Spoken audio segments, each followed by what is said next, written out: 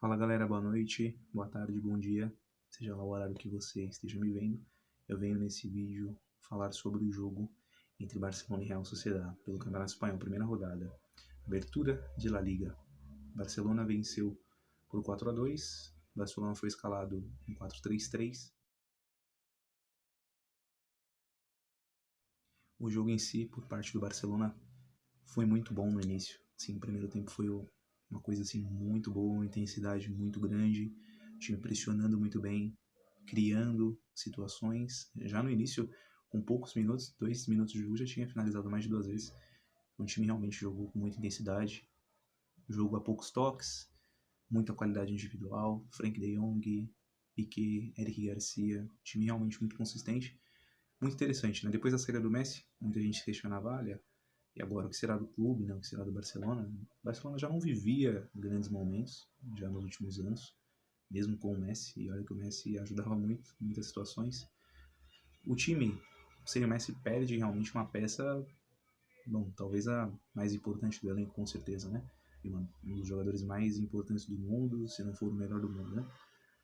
A questão é que o time sem o Messi tem a tendência a crescer um pouco mais como time em si, né? Funcionar de uma maneira mais coletiva. Então, sem o Messi, alguns jogadores eles precisam dar um passo adiante, né? Eles precisam aparecer mais.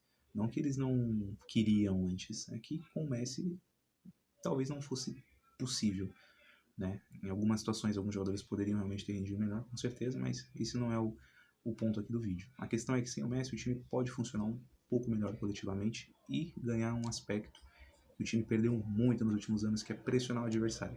O Barcelona é um time dominante, é um time que quer jogar pressionando, é um time que quer jogar agredindo o adversário, quer jogar com a posse, quer jogar com controle, jogo de posição. É isso que o time tem como cultura, né? Desde o Cruyff, enfim, desde a escola holandesa, tudo aquilo que transformou o clube desde os anos 70. O clube tem isso como filosofia, tem isso como cultura.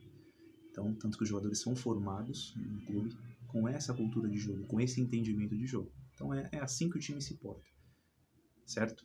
Então, com o Messi no time, o time já não pressionava tão bem, os adversários conseguiam superar a primeira linha de pressão muito fácil do Barcelona, e isso acaba estourando no meio-campo, na defesa, que não tem confiança para subir, que acabam pegando os adversários em situações muito desfavoráveis, onde isso acabava complicando em muitas situações, onde o Barcelona sofria defensivamente, passava por muitas dificuldades, enfim, tudo aquilo que a gente viu nos últimos anos.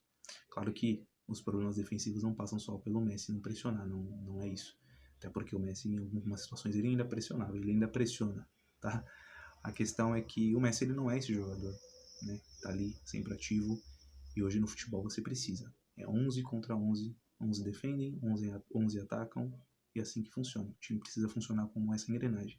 A gente entende que no futebol existe uma certa hierarquia, onde alguns jogadores, eles, digamos que são poupados de certas situações, né? A gente entende isso, mas eu acredito que o clube, agora com a saída do Messi, vai recuperar um pouco esses aspectos. E nesse jogo a gente já viu algumas situações assim.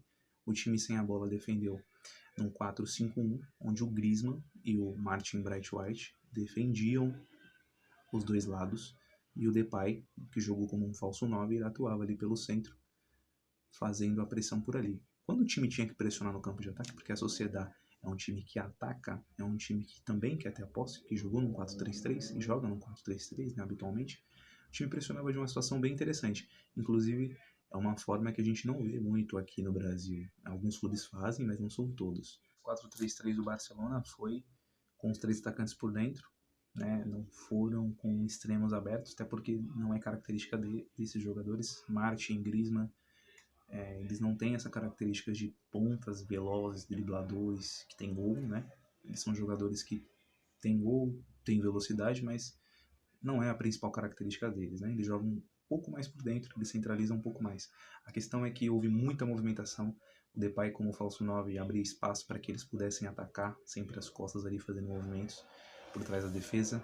O Griezmann é um jogador que atua muito bem, né, ali naquela posição onde atuou aberto pela esquerda, mas sempre caindo um pouco pelo centro, então ele conseguia ali se associar com os jogadores de meio campo e também com o ataque, com o Depay. Uma partida muito boa também do Griezmann, uma partida do Barcelona realmente muito sólida. O segundo tempo deu uma caída um pouquinho ali no final, depois das mudanças, o time caiu um pouco de concentração, diminuiu um pouco o ritmo, né? Já estava 3-0. Aí o Real Sociedad, em 2 lances assim rápidos, conseguiu recuperar, né? Caindo o resultado para 3-2. Mas ali no final o Barcelona matou o jogo, num lance de contra-ataque bem rápido do time, né? O time conseguiu matar o jogo. O jogo foi bom, uma boa estreia, uma boa resposta para quem achava que o time sem o Messi simplesmente ia virar um time qualquer, né? Que não é o caso. O Barcelona tem jogadores de muita qualidade, jogadores selecionáveis. Em cada posição tem jogador de seleção. Lateral direita tem 2 jogadores de seleção. A defesa tem 2, 3 jogadores de seleção. A lateral esquerda tem jogador de seleção. O gol tem um goleiro de seleção. O meio-campo tem 3 jogadores de seleção, fora os reservas. O ataque também são jogadores de seleção e são seleções de primeiro nível. Dinamarca, Holanda, França, Estados Unidos, são times, seleções de alto nível. Então, não é só o Messi, né? O Barcelona é mais do que o Messi. Claro que você perdeu o seu melhor jogador do mundo, o seu melhor jogador e o melhor jogador do mundo, realmente é triste, realmente faz diferença, faz falta, mas o time coletivamente acredito que vai evoluir. Já mostrou uma evolução na temporada passada, com o Messi inclusive, foi um dos melhores ataques da Europa, precisa melhorar defensivamente. Sem o Messi talvez melhore um pouquinho defensivamente, porque o time vai pressionar um pouco melhor, mas talvez sem ele também o ataque não seja tão bom assim, né? Vamos ver. Começou bem, né, a primeira rodada, mas a verdade é que com o Messi na temporada passada também goleou a Real Sociedad, ganhou a ida e na volta na Liga enfiou 6, então tem que ter mais calma, paciência, veremos, a temporada é longa, o trabalho é longo, veremos como o time se comporta. O Barça, ele foi em um 4-3-3, né, como eu havia dito. Essa marcação-pressão intermédios, como que ela funciona? Como que o Barça pressionou, né? Ao invés do jogador ele simplesmente ir até o defensor, como a Real Sociedad ela procura jogar também no 4-3-3, saindo desde trás certinho, parecido com o que o Barça faz, né? Como que o Barça fazia a marcação?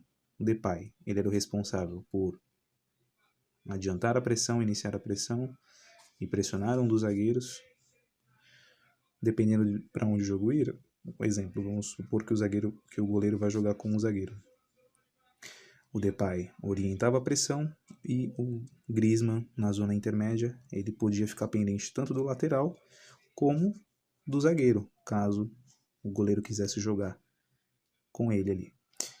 Então essa é a zona intermédia. Isso é muito importante, porque você dificulta a tomada de decisão no momento de sair. Então tem que ter muita paciência, muita calma, para saber o momento certo de saltar e pressionar, para você não liberar um espaço para que o cara possa jogar e possa ter espaço para poder correr.